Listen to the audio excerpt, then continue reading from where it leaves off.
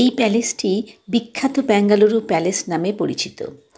এটি একটি ঐতিহাসিক এবং রাজকীয় প্রাসাদ যা 1878 সালে নির্মিত হয়েছিল প্রায় 472 একর জমির ওপরে। এটি ইংল্যান্ডের মধ্যযুগীয় দুর্গ দ্বারা অনুপ্রাণিত। মহীশূরের মহারাজা চামরাজেন্দ্র ওয়াদিয়ার এটি তৈরি করেছিলেন। ওয়াদিয়ার রাজবংশের বর্তমান প্রধান যদুবীর কৃষ্ণদত্ত চামরাজ ওয়াদিয়ারের মালিকাধীন এই প্রাসাদটি। প্রাসাদটি ওয়াদিয়ার রাজপ্রাসাদের বাসস্থান, বিবাহ উদযাপন এবং রাষ্ট্রীয় অনুষ্ঠান সহ অনেক রাজকীয় অনুষ্ঠানের স্থান ছিল। প্রাসাদের চারপাশের প্রাঙ্গণ পরিচ্ছন্ন, প্রশস্ত ও অত্যন্ত যত্নে রক্ষণাবেক্ষণ করা হয়। প্রাসাদের স্থাপত্যে টিউডর ও গথিক শৈলীর মিশ্রণ দেখা যায়। উঁচু খিলান, ওরিয়েল জানালা, সুরক্ষিত টাওয়ার। প্রাসাদটি পরিদর্শন করলে আপনি দক্ষিণ ভারতের অন্যতম শক্তিশালী রাজবংশের মার্জিত এবং বিলাসবহুল জাঁকজমক প্রত্যক্ষ করার সুযোগ পাবেন। প্রাসাদের অভ্যন্তরে হিন্দি এবং ইংরেজি উভয় ভাষায় একটি অডিও টেপ পাওয়া যায়, যেটা থেকে আপনি প্রাসাদ এবং ওয়াদিয়ার রাজাদের ইতিহাস জানতে পারবেন। টেপটি পাওয়ার জন্য আপনাদের আধার কার্ড জমা রাখতে হবে। প্রাসাদের মধ্যে ছবি তোলা নিষিদ্ধ। ঘরের ভেতর মহারাজদের সময়কার চিত্রকর্ম দিয়ে সজ্জিত। দেয়ালে লাগানো রয়েছে সেই সময়ের পুরানো আলোকচিত্র। কক্ষ ও করিডোর জুড়ে অতীতের বিভিন্ন নিদর্শন রাখা আছে। ছাদ ও স্তম্ভগুলোতে আছে নকশা করা অলঙ্করণ ও সূক্ষ্ম কারুকাজ, যা যে কাউকে বিস্মিত করবে।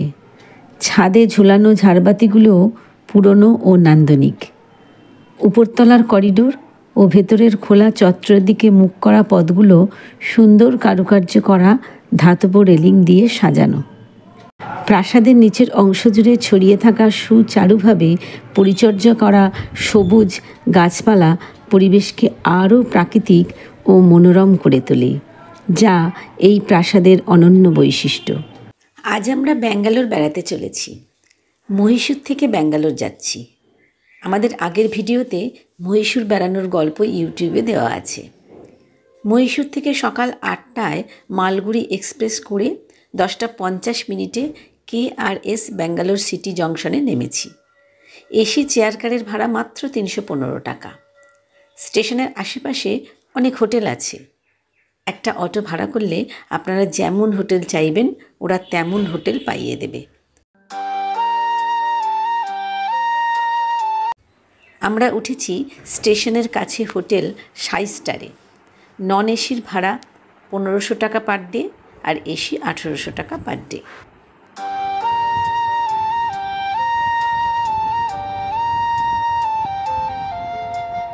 হোটেল এবং স্টেশনের কাছাকাছি এই শ্রীকৃষ্ণ ভেজ রেস্টুরেন্ট থেকে আপনারা ডিনার বা লাঞ্চ দুটোই করতে পারেন।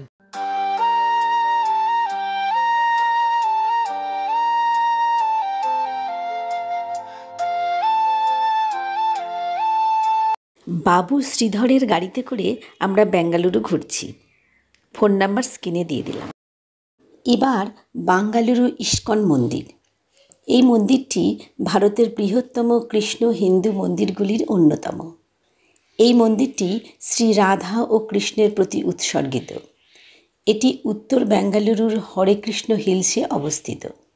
এই মন্দিরটির নাম রাধা কৃষ্ণ চন্দ্র মন্দির। এই মন্দিরটি সুন্দর স্থাপত্য ও শান্ত পরিবেশের জন্য বিখ্যাত। এবার বেঙ্গালুরু হাইকোর্ট। বেঙ্গালুরু হাইকোর্ট হল কর্ণাটক রাজ্যের হাইকোর্ট। এটি টিউবন পার্কের কাছে আত্মারা কাছেরি নামক ভবনে অবস্থিত। এটি পুরনো বিধানসভা ভবন। এর পাশেই নতুন বিধানসভা ভবনটি দেখা যাচ্ছে।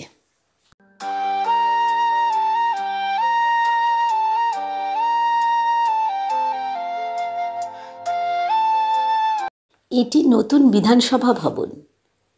বেঙ্গালুরু বিধানসভা ভবনটির নাম বিধানসৌধ। এটি একটি দ্বিকক্ষ বিশিষ্ট আইনসভা ভবন। এখানে বিধানসভা ও বিধান পরিষদ দুটি কক্ষ আছে। এই বিধানসভা ভবনের গায়ে খোদাই করা আছে সরকারি কাজই ঈশ্বরের কাজ। এবার লাঞ্চ করব।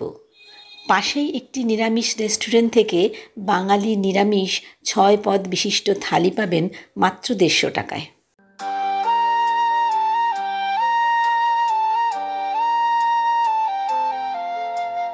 এবার বেঙ্গালুরু মিউজিয়াম। এখানে দেখার জিনিসের সঙ্গে সঙ্গে বাচ্চাদের শিক্ষণীয় প্রচুর খেলার সামগ্রী আছে, কয়েকটি শোয়ের ব্যবস্থাও আছে। দেখতে দেখতে ভালোই সময় কেটে যাবে।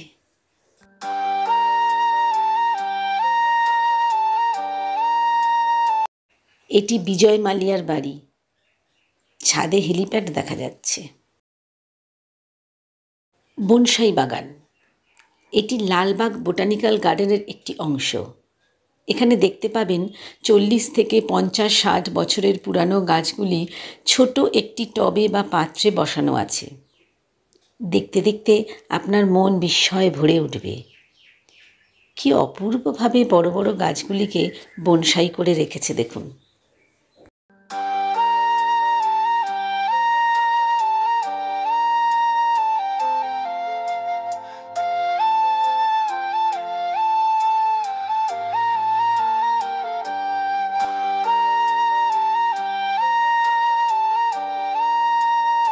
এবার লালবাগ বোটানিক্যাল গার্ডেন।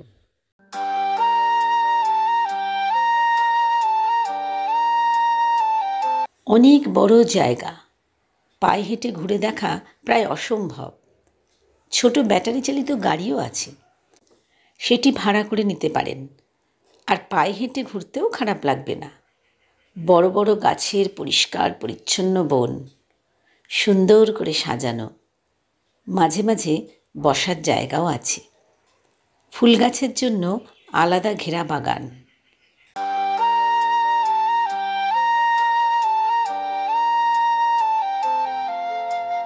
এই রকম পুরো বোটানিক্যাল গার্ডেন জুড়ে বড় বড় গাছের তলায় সুন্দর করে সাজানো রাস্তাঘাট আর বাচ্চাদের খেলার ছোট ছোট পার্ক।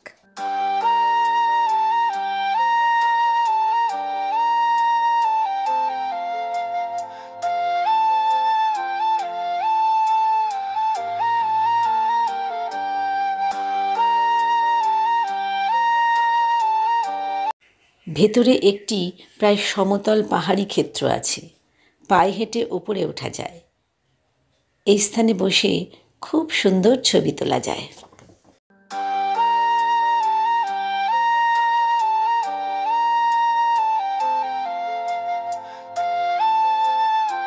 দেখুন কেমন প্রকৃতির বৈচিত্র্য।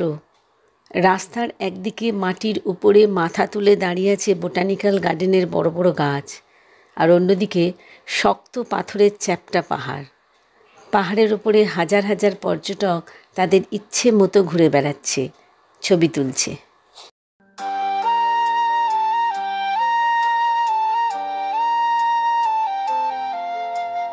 সবশেষে টিপু সুলতান প্যালেস।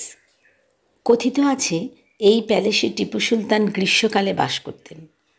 প্রাসাদটি টিপু সুলতানের বাবা হায়দার আলী 1791 সালে তৈরি করেছিলেন।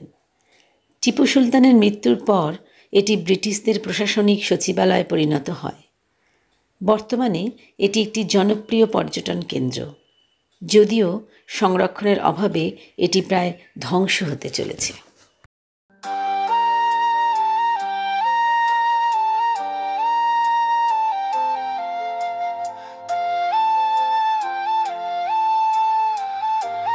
এইভাবে মাত্র একদিনে পুরো ব্যাঙ্গালোর শহর ঘুরে দেখা যায়।